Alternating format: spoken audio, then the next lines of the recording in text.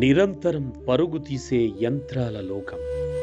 కానీ ఆ కాంక్రీట్ జంగిల్కి కూతవేటు దూరంలోనే ఒక అద్భుత ఆధ్యాత్మిక ప్రపంచం ఉందని మీకు తెలుసా? గజిబిజి శబ్దాలను దాటుకుని నార్సింగి పొలిమేరల్లోకి అడుగు పెడితే ప్రకృతి ఒడిలో వెలసిన ఆ కైలాసమే మచ్చిలేశ్వర స్వామి వారి దివ్య క్షేత్రం.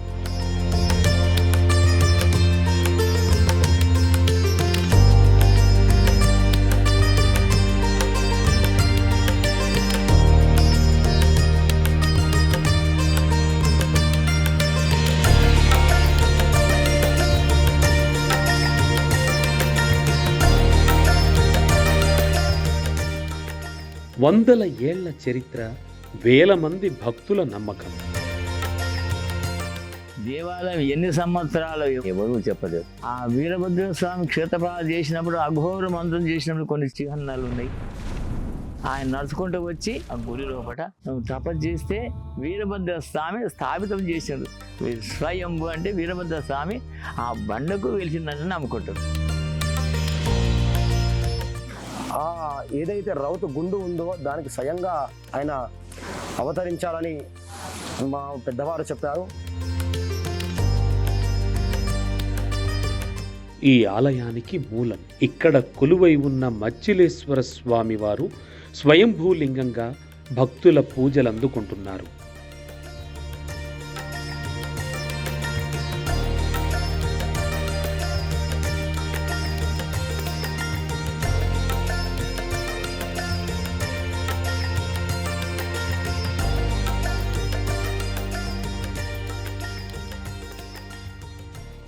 ఈ క్షేత్రానికి ఉన్న మరో గొప్ప విశిష్టత ఏంటో తెలుసా?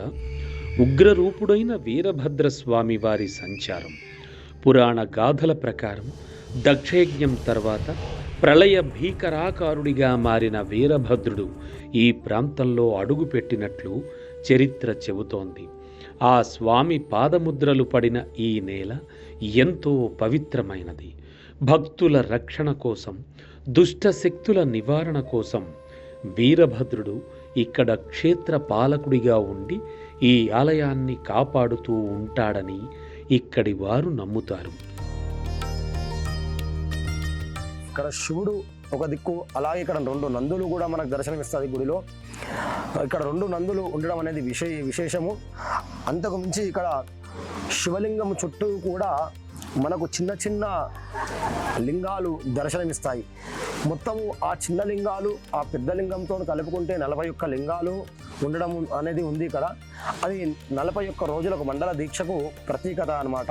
ఆ స్వామి ఆగమనంతోనే ఈ ప్రాంతానికి ఒక ప్రత్యేకమైన శక్తి వచ్చిందని వారంతా చెబుతూ ఉంటారు. కింది నుండి మెట్లు ఎక్కుకుంటా వస్తుంటే మనకు అక్కడక్కడ స్వామివారి యొక్క పాదముద్రలు మనకు దర్శనమిస్తూ ఉంటాయి. వాటిని అనేక మంది భక్తులు తరతరాలుగా వాటిపైన పసుపు, కుంకుమ, అక్షంతలు, పువ్వులు పెట్టి పూజ చేసుకుంటూ పైకి ఎక్కి స్వామివారిని దర్శించుకోవడం అనేది జరుగుతూ ఉంటుంది. నిశ్శబ్దంగా ఉండే గర్భాలయంలో అడుగు పెట్టగానే ఒక తెలియని ప్రకంపన మనల్ని తాకుతుంది.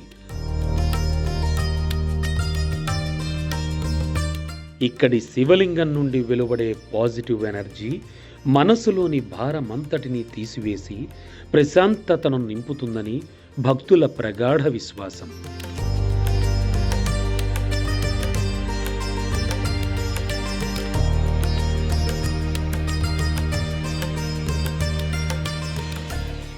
నిత్యము వీరభద్రుడికి ప్రత్యేకించి మంగళవారం అభిషేకము, రోజు ఉదయకాలం అభిషేకము, ఈ శివుడికి అనునిత్యము అభిషేకం జరుగుతూ ఉంటుంది. పంచామృత అభిషేకం జరుగుతూ ఉంటుంది. అనేక మంది భక్తులు అనేక రకాల ప్రాంతాల నుండి, మన తెలంగాణలో ఉన్న వివిధ ప్రాంతాల నుండి, కర్ణాటక నుండి, మహారాష్ట్ర నుండి, మా ఇంటి దేవుడు అనే వారు భక్తులు అధిక సంఖ్యలో స్వామివారికి ఉన్నారు.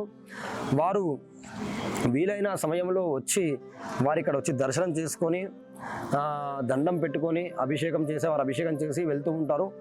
ఈ ఇంటి దేవుడు అనే ఎవరికైతే ఉన్నారో స్వామివారు, వారందరూ కూడా వాళ్ళ ఇంట్లో ఎలాంటి శుభకార్యాలు జరిగినా, గృహప్రవేశం జరిగినా, వాళ్ళ ఇంట్లో వివాహాదులు మొదలగు ఇతర శుభకార్యాలు జరిగినా వచ్చి స్వామివారికి ఇక్కడ అభిషేకం చేసి దర్శనం చేసుకొని వెళ్ళడం అనేది ఇక్కడ ఇంటి దేవుడు అనే భక్తులకు ఆనవాయితీగా ఉన్నది.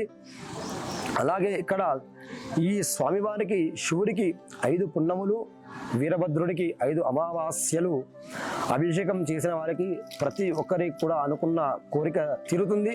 చాలామంది భక్తులు మేము చెప్పిన తర్వాత చేసిన వారు చాలామంది కూడా చెప్పారు, అయ్యగారు మాకు ఇవన్నీ కూడా మీరు చెప్పినంత కూడా మాకు ఎలాంటి ఆటంకం లేకుండా మా వ్యాపారం కానీ, మా అబ్బాయికి వివాహం కానీ, సంతానం కానీ నెరవేరిందని చాలామంది చెప్పారు.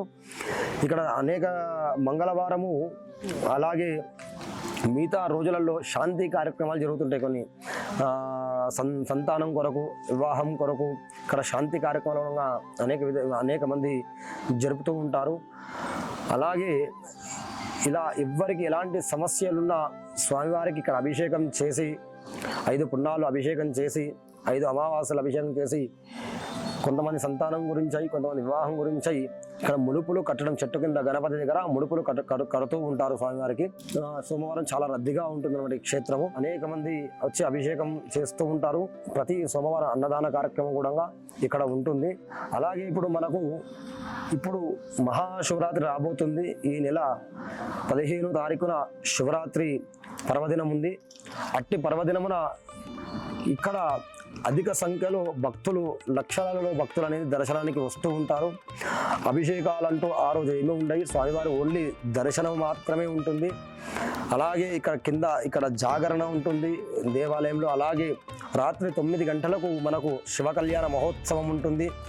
అలాగే మహాశివరాత్రి పర్వదిన సందర్భంగా షట్కాల పూజ స్వామివారికి ఉంటుంది. లింగోద్భవ సమయంలో అలాగే మహారుద్రాభిషేకము ఇక్కడ మనము జరుపుకుంటాము.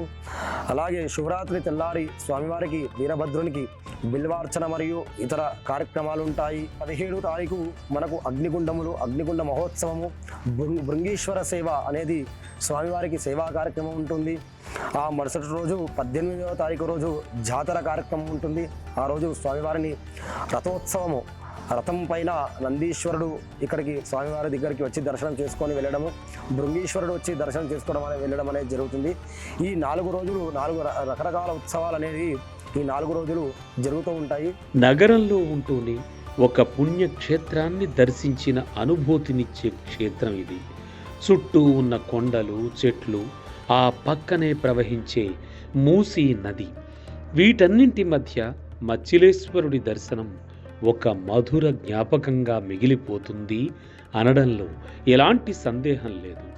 మీరు వెతుకుతున్నది మానసిక ప్రశాంతతైన లేదా కార్యసిద్ధి కోసం ఆ వీరభద్రుడి ఆశీస్సులైన మంచిరేవుల మచ్చిలేశ్వర స్వామివారి క్షేత్రం మీకు సరైన గమ్యస్థానం. ఒక్కసారి సందర్శించండి, ఆ శివయ్య ఆశీస్సులు పొందండి. ఓం నమః శివాయ.